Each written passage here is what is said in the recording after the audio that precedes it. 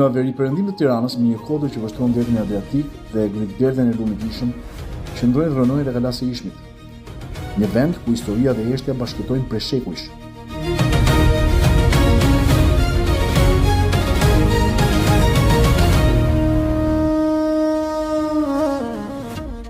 E ndërtuar në shekullin e 15, në periudhën e vonë mesjetare, kalaja shërbeu si pikë strategjike mbrojtjeje.